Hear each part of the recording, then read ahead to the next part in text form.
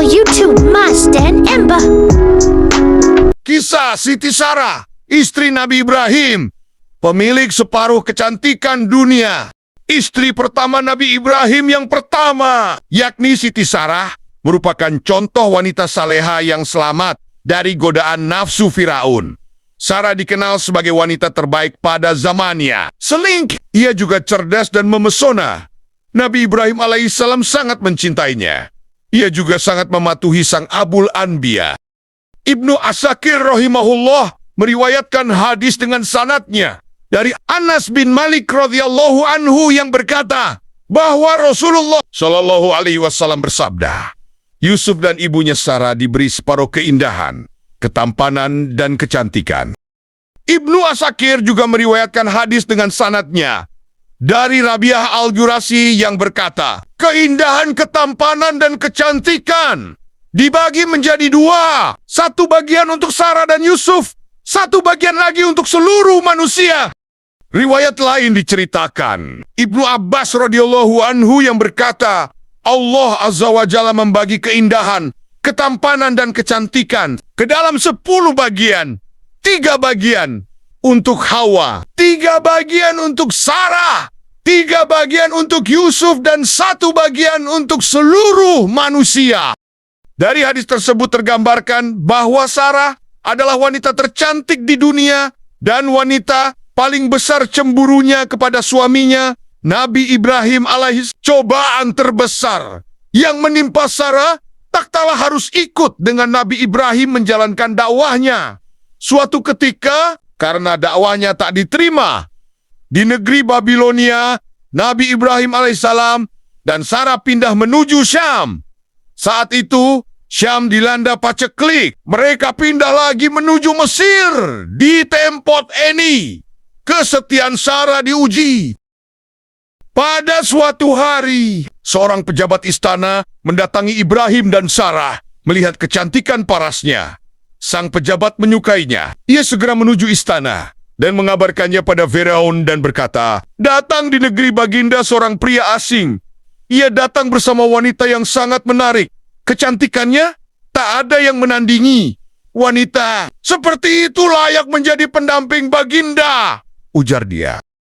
Mendengar kabar tersebut, Firaun mengutus seseorang untuk mengundang Nabi Ibrahim alaihissalam ke istananya.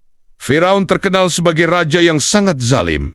Ia sangat menginginkan Sarah dan rela melakukan apapun untuk mendapatkannya. Jika mendapati perempuan itu telah bersuami, ia tak akan segan membunuh Nabi Ibrahim alaihissalam untuk merebut Sarah.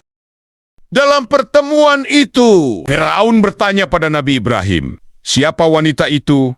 Nabi Ibrahim pun menjawab, ia adalah saudariku. Mendengar jawaban tersebut, Firaun melepaskan Nabi Ibrahim dan meminta agar Sarah dibawa ke istana.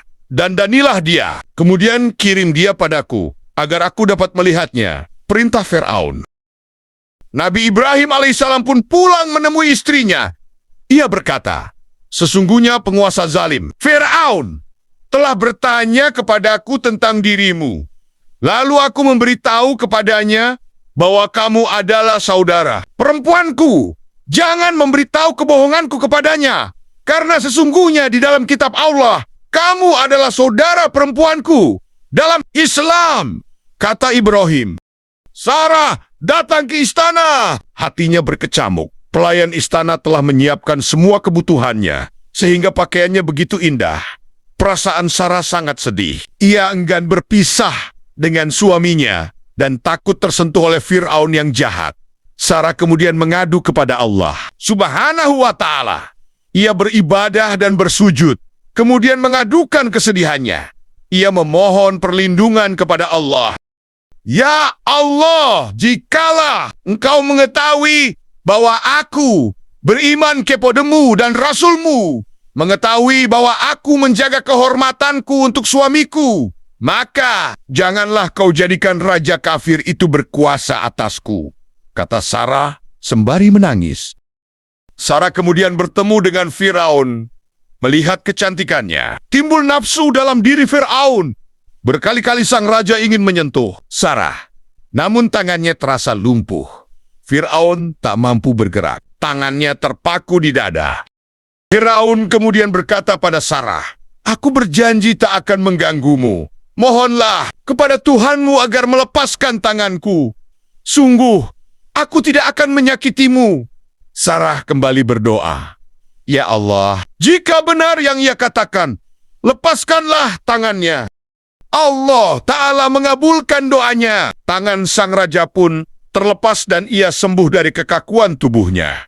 Namun, ia mengingkari janjinya. Ia kembali mendekati Sarah. Setelah tangannya dapat kembali bergerak, kejadian yang sama pun terulang hingga 3 kali.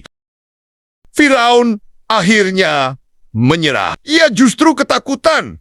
Dengan kemampuan Sarah membentengi diri, ia menuduh Sarah adalah makhluk halus serupa setan yang melakukan tipu daya. Firaun segera memanggil pengawalnya dan berkata, "Kau bukanlah membawa seorang wanita, melainkan membawa setan." Si pengawal diperintahkan membawa kembali Sarah ke rumahnya. Sebelum pulang, raja memberikan seorang budak kepada Sarah sebagai hadiah. Budak itu cantik seperti Sarah. Ia adalah Siti Hajar. Saat tiba di rumah, Nabi Ibrahim bertanya kepada Sarah, "Apa yang terjadi?" Lalu Sarah menjawab, "Allah telah menolak tipu daya raja kafir itu, dan ia memberiku seorang pelayan wanita." Itulah Sarah yang namanya disebutkan di Al-Quran, agar sejarah hidupnya menjadi teladan tertinggi bagi seluruh wanita di seluruh zaman dan tempat. Panutan di semua sifat mulia yang menjadikannya kebahagiaan dalam taat kepada Allah sebagai simbol kehidupan rumah tangga. Wallahu alam. Subscribe, like, share, dan komen